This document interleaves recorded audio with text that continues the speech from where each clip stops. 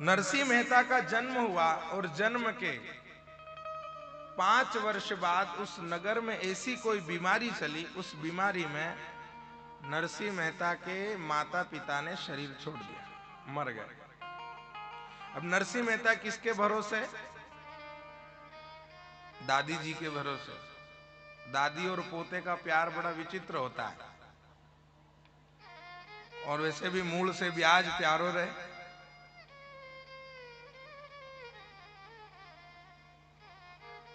लेकिन बड़ी दुखी रहती थी दादी जी। क्यों? क्योंकि वो जन्म से गूंगे भी थे और जन्म से बहरे भी थे। दादी जी को एक ही चिंता सताती थी, मैं जीवित हूं जब तक तो मैं इसका पालन पोषण कर दूंगी, लेकिन मेरे मरने के बाद इसका क्या होगा? कब तक जीऊंगी मैं भी? एक दिन तो मरना ही है। तो रोज कहीं न कहीं ले जा करके मंदिर में कहीं दरी खाने ले जाती, कहीं डोरा दसी कराती, तो कहीं गला में तावीज बंधाड़ती कि मारो छोरो बोलवा मंडी जाए, मारो छोरो बोलवा मंडी जाए। लेकिन एक बात ध्यान रखना मेरे भाई बहन, भगवान की इच्छा के बिना कोई भी कार्य पूर्ण नहीं होता है। बोलो जय श्री कृष्ण। अगर भगवान की मर्जी होगी तो ही काम होगा, लेकिन अर्जी जरूर लगाना, अर्जी हमारी और मर्जी भगवान की। अर्जी बहुत काम करती है, मर्जी तो भगवान की होती है, लेकिन अर्जी हमारी होती है। बड़ी परेशान रहती है। आखिर ये नरसिंह मेहता है कौन? थोड़ी सी कथा को हम पीछे ले जाते हैं। ये नरसिंह मेहता द्वापर युग में जब भगवान कृष्ण का अवतार हुआ, तो उस प्रवर्षण पर्वत पर राजा मुचकुंद जो सोए हुए थे, उन्हीं राजा मुचकुंद का ही अवतार नरसिंह अवतार है। लेकिन नरसिंह अवतार के पहले और घटना घटी। ये पहले राजा और एक रानी के रूप में थे, दोनों पति पत्नी। लेकिन एक महात्मा का अपराध कर दिया था, इसके कारण इनको शेर की योनि प्राप्त हुई थी। ये नरसिंह मेहता को सिंह की योनि मिली और इनकी पत्नी माणिक गौरी को शेरनी की योनि मिली। लेकिन शेर और शेरनी की योनि में रह करके भी इन्होंने बहुत भगवान की भक्ति करी, तो अगला जन्म इनका नरसिंह के रूप में हो गया। पहले नर से सिंह बने और फिर आखिरी अवतार हुआ तो नरसिंह हो गए।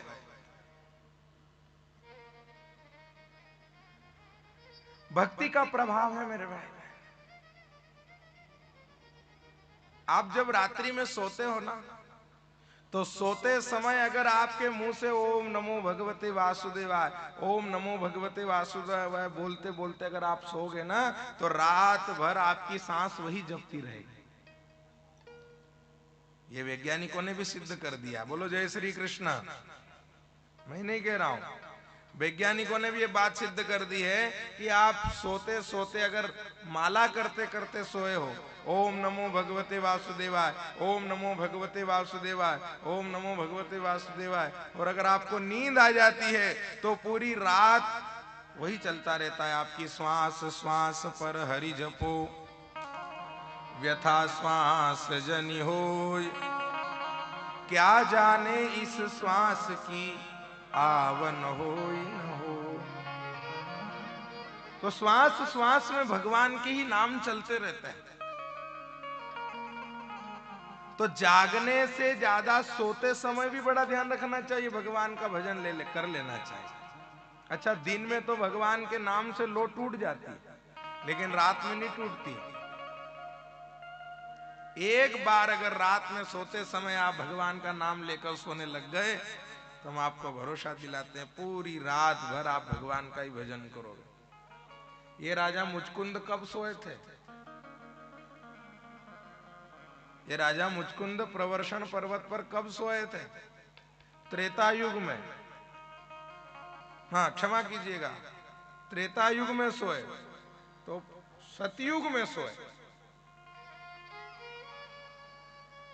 सतयुग में सोए तो एक पूरा सतयुग सोए, पूरा त्रेता सोए और पूरा द्वापर युग सोए।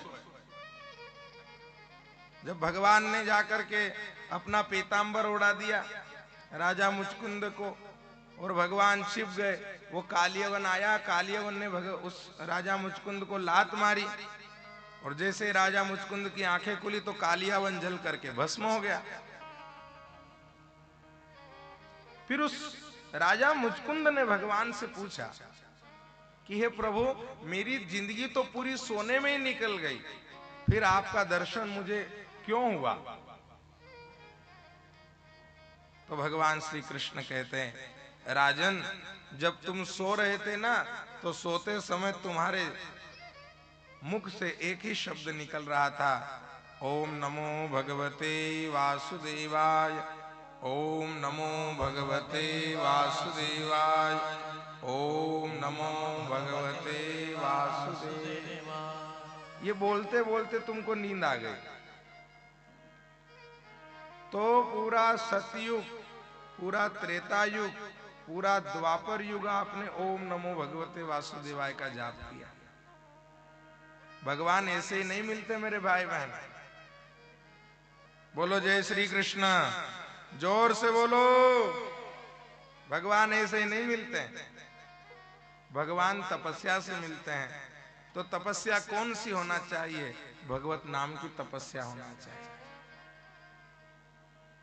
कहा मेरा जीवन तो सोने में ही निकल गया, तो भगवान ने आशीर्वाद दिया, घबराओ मत, मैं तुम्हें आशीर्वाद देता हूं कि कलयुग में तुम मेरे भक्त के रूप में प्रकट होगे और मैं तुम्हें दर्शन देने के लिए आऊंगा।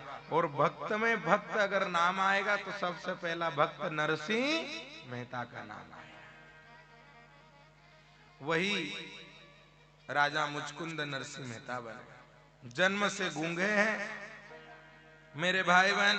इस दुनिया में कुछ लोगों को कुछ कुछ मिलता है, कुछ लोगों को बहुत कुछ मिलता है, लेकिन सब कुछ कभी किसी को नहीं मिलता। इसलिए कभी सब कुछ पाने की आशा मत रखना कि सब मुझे मिल जाए। जितना दिया भगवान ने मुझको उतनी मेरी औकात नहीं, ये तो कृपा है मेरे सांवरिया की, मुझ में कोई ऐसी बात, मुझ में कोई ऐसी खास बात नहीं है। देने वाले परमात्मा, और जितना दिया इतना बहुत है। कभी कभी जीवन में प्राप्त को पर्याप्त समझना चाहिए। बोलो जय श्री कृष्ण। तुम सोचो कि सब कुछ मुझे मिल जाए, असंभव है। सब कुछ तुमको नहीं मिल सकता। इसलिए मेरे भाई बहन, सब कुछ पाने की बजाय भगवान को पाने की चाहत रखना चाहिए। आप सब ने रोज भगवान से मांगा होगा कि भगवान मुझे ये मिल जाए, भगवान मुझे वो मिल जाए। आप इतने में से एक भी हाथ खड़ा करके बता दे कि मैंने आज भगवान से भगवान को ही मांगा।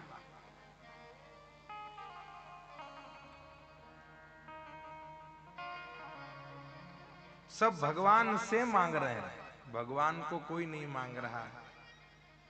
सब कह रहे भगवान मुझे दे दो, लेकिन एक भगत ऐसा हुआ जिसने ये कहा कि भगवान मुझे आपसे नहीं चाहिए, मुझे आपकी जरूरत है। आप एक दुकान पर जाकर बैठोगे, दुकानदार से कह दोगे चाय पत्ती दे दो तो दे देगा। चाय पत्ती मिलेगी, कितनी मिलेगी?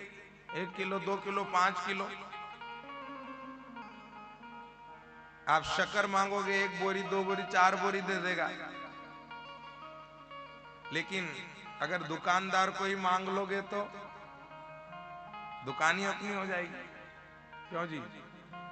तो ये संसार एक दुकान है और इस दुकान का मालिक परमपिता परमात्मा है। इसलिए हमेशा एक ही बात होना चाहिए, धन्यवाद दो भगवान का कि हे भगवान, आपने हमको मनुष्य योनि तो दी, मुझे तुमने दाता बहुत कुछ दिया है, तेरा शुक्रिया।